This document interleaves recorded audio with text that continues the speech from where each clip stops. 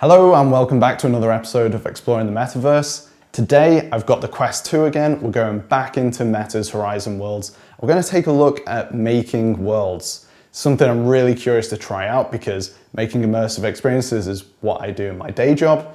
So I want to see how intuitive it is to get started, what the tools are like, and possibly what other skills might I need to learn to be able to do this. With the videos in this series, I like to go in completely cold because I want to give an accurate presentation of what a beginner's first time experience doing these things is actually like.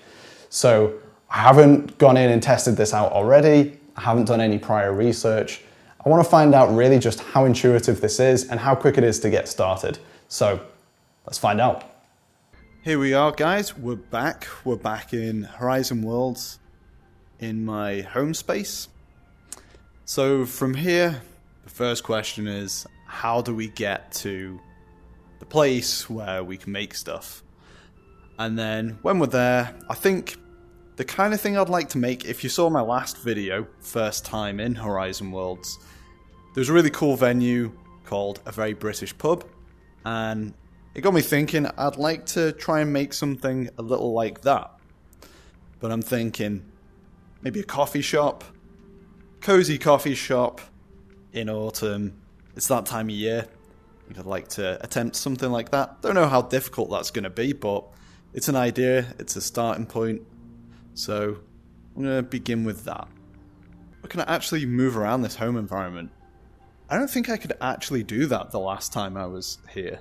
For some reason, the movement controls weren't working in this environment. So I thought I was just rooted to that one spot. Well, this makes sense. It's right there at the bottom. Ready to dig into the world of creation, whether it's making a game, a hangout space, or a bunch of fun hats to wear. Get started by learning how Horizon creation tools work. Begin. Let's go. It's exciting. I'm actually more excited to be doing this than to be exploring Horizon Worlds. Don't know why that is. Maybe it says something about me as a person. I've always been more of a creator than a consumer type of person. We'll begin with a 10 to 15 minute interactive lesson to teach you the basics about how to build and share your creations with people in Horizon. Try switching into build mode, then move on to the next page. Ooh. A cat has just entered my space. Okay. Grab, paint, duplicate. That's going to come in handy. Preview. Okay, so this is preview mode. Undo, redo, snap. Pretty basic set of tools. Maybe there's some more advanced stuff that you can get into. Remember, hold your grip trigger, then pull your hand back. It might feel slow now, but with some practice you'll get the hang of it. Try moving closer to the ruins. Once you're there... That does not seem the most efficient way to get around your space. If there's no other way to do it, I can imagine that getting a bit laborious over time, having to constantly drag yourself around the environment. I would really want to be able to use the sticks here, the analog sticks, to move around the space and adjust the speed. Especially if I've got a big environment, I would want to be able to just zip over to the other side of that world very quickly. So hopefully there's another way to move around the space. The placing of objects, moving objects around, is very intuitive. This just click, and just move it around the 3D space and place it where you like. That's obviously very intuitive and it's very quick and easy to do. Whereas doing something like this in Unity takes a little bit longer. There's a few more steps involved there with 3D objects. You know, you'd be perhaps in the scene view, you'd be clicking and dragging arrows to move it around the 3D environment that way, or adjusting the transform controls in the component. And you'd have to keep reorienting yourself around the 3D space to get the best angle to view that object from. But that is just, you know, you turn your head, look over here, do that. Nice and easy. So that's awesome. In terms of moving around the environment, I think my main criticism there is about being able to quickly move to the other side of the environment. But if you think about your immediate space, I was completely forgetting the fact that you can move around it yourself, can't you? You can kind of forgot that key component of having the room scale guardian. You can just walk around.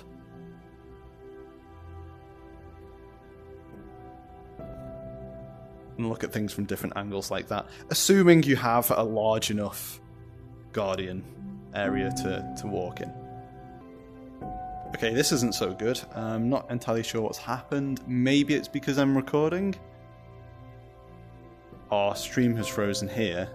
And if I turn around, we are, whoa, upside down. Alright, time to test it out. Let's give this a go. Hey, we did it. I actually thought I'd have to jump to clear some of those gaps, but no. Actually moved across those pretty okay. Awesome. First bit done. That was pretty straightforward. That was nice and easy to use. I think anyone could do this kind of thing. And move your hands like you're turning a submarine hatch in either direction. Try it out. Then That's a very specific reference, isn't it? Turn your hands like you're turning a submarine hatch. I wonder if that actually means anything to very many people. If someone says to you, turn your hands like you're turning a submarine hatch, do people have a point of reference for that? Submarine hatch. I was a little bit skeptical at first, but I actually really like these controls. It's very satisfying to use. Once you understand what you actually need to do, it does feel quite intuitive. That gesture just makes sense for rotating your view.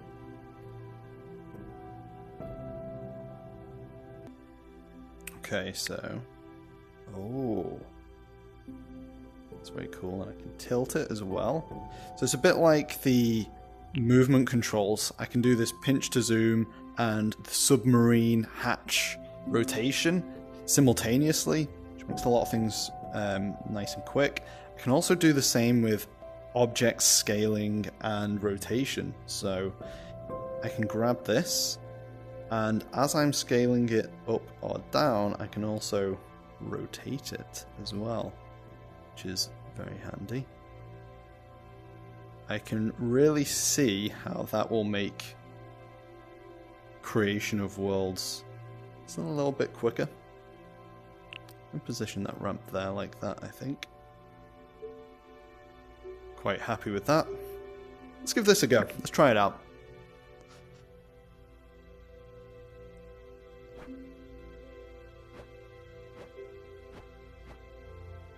Getting a little bit stuck there. Oh, you can actually jump pretty high. Guess I didn't really need that ramp there, but there we go. Yay! Hey, got the trophy. Yes. let's add some style. Switch to the paint tool by tilting your thumbstick toward the paintbrush icon. Notice how the cursor changes when you change tools? Now, you're ready to paint. Open the Creator menu, select the paintbrush, and choose a color. All right, first off, let's just try painting it. So go with a grey.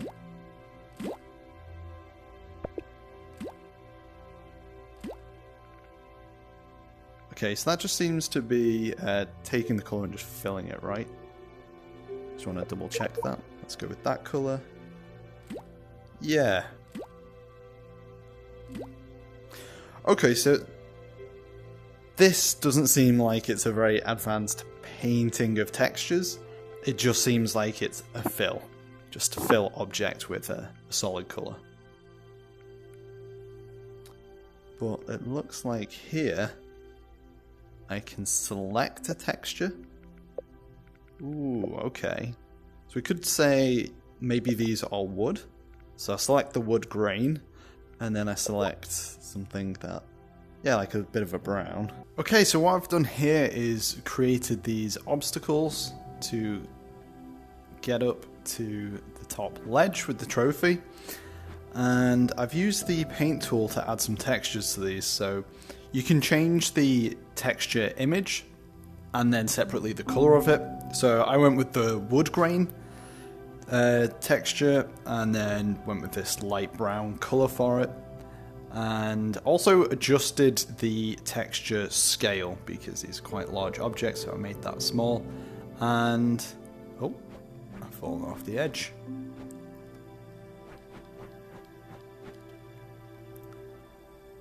And they look like wooden objects. And that gets us up to the top, and we've got the trophy. Yes. So I know at the very beginning I was a bit skeptical of the controls, especially when it comes to moving around the space and having to grab and pull. But a couple of things on that. You can grab and pull with both hands, so you can do this kind of a motion, which gets you around a bit quicker. And also with the pinch and zoom, being able to really zoom out of the space, you can drag yourself right over to the other side pretty quickly.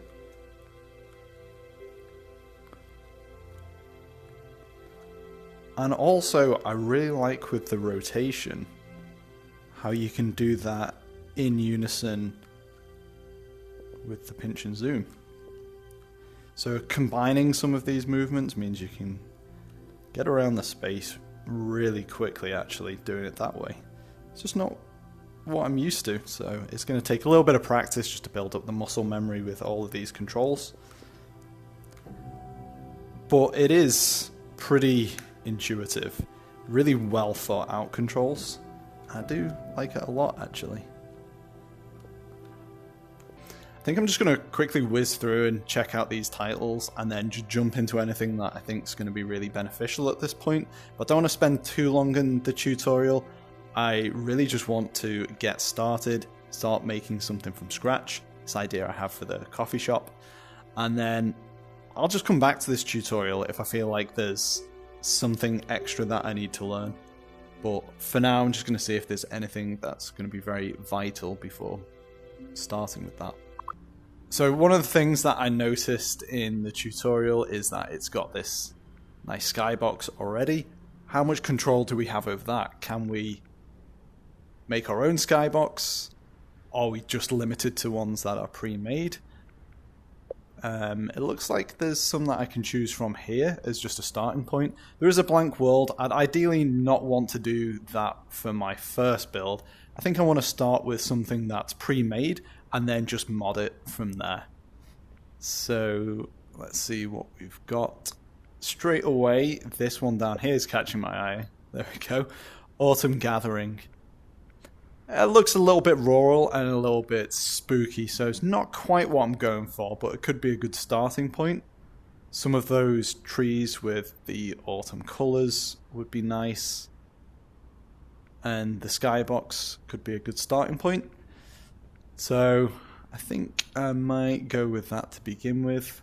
Okay, here we are in our pre-made virtual environment. It's really a good starting point, I think. There's a lot here that I would want to change. The barn, for example. Some of the objects that are a bit too raw, like the hay bales, I'd want to get rid of those. But I really like the trees here. They've got the right colours. I like these lights. I think I'd like to do something with that. Perhaps put them inside the cafe, or maybe have a seating area outside. Okay, I want to take a look at this skybox. How much control do we have over that? I think this gizmo over here is going to have something to do with it. Properties. Okay. So it looks like we're maybe going to be modifying what we see here. So Texture, night. I want to change that. See what sunrise is like. No, that's not right. I want something quite moody and atmospheric, so probably sunset.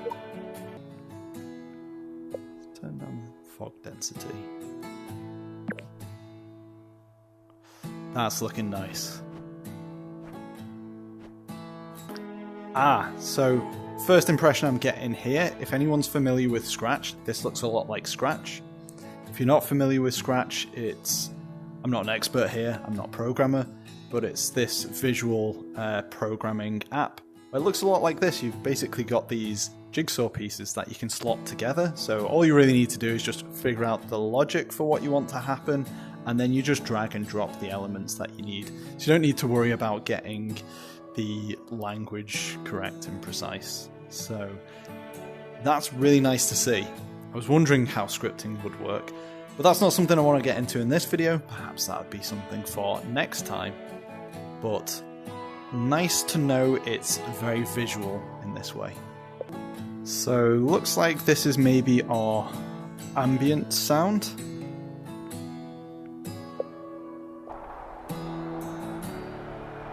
Some wind. That's nice. I think that maybe works better with this rural setting. What I would want to try and find is two sounds. So outside the cafe, we're on a street, so we want the sound of maybe traffic, people out and about shopping. And then inside the cafe, we're obviously going to have some music, but it would also be good to have the sounds of the coffee machine and people chatting. There's a bit of background noise. So how do we choose sounds? Do we have an asset library of some ready-made available sounds?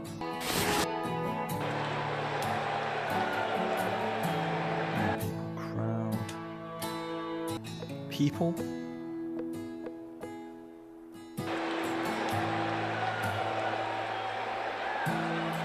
Don't really want a crowd. That sounds like a sports crowd, doesn't it? It's not quite right. Okay, I think I'll come back to sound. So first of all, we want some walls. Let's go with this.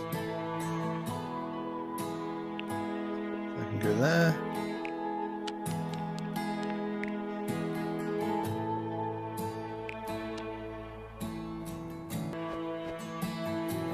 That makes sense.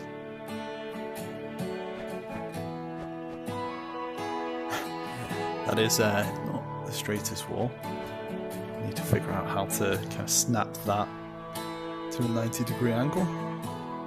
Okay, we're starting to get the foundations in for the cafe. Got a couple of walls. Did have to spend a little bit of time figuring out how I actually get them to snap to the right angles and snap to the grid.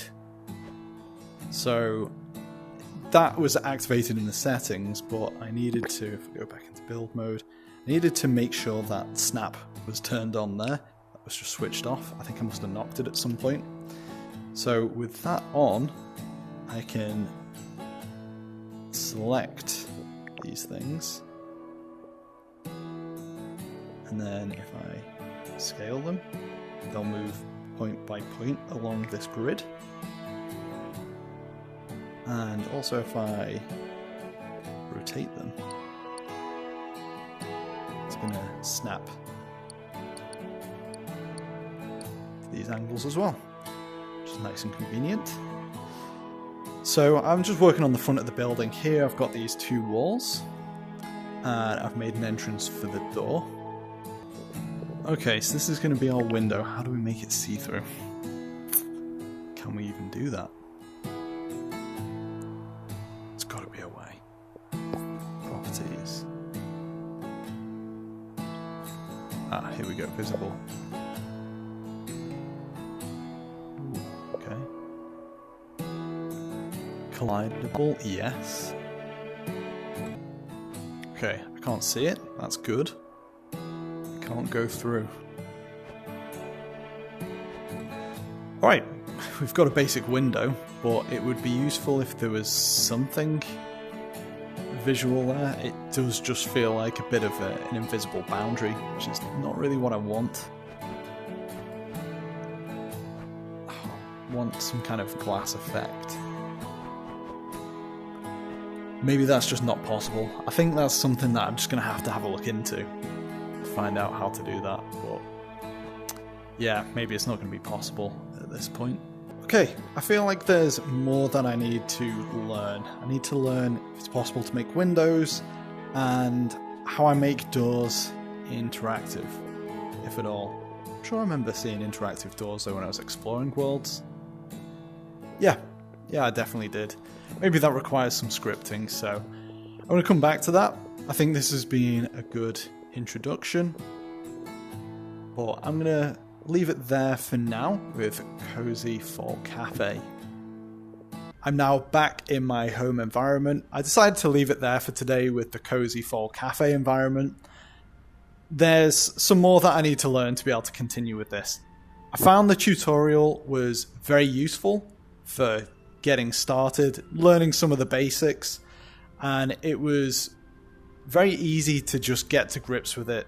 When your brain just clicks and you start understanding how you interact with things and move about the space, it is very intuitive, and you can see how it would be very quick to start putting things together. That worked fine for that first tutorial space where you had all of these nice pre-made assets, but when I got into my first build, I had very specific things in mind that I wanted to do, and I quickly realized that I think I'm going to be making absolutely everything from scratch. I need to check that. I need to see if there is some kind of free asset store, but I think just starting from scratch with these basic shapes, it's going to take quite a long time to make all the different parts to construct this world.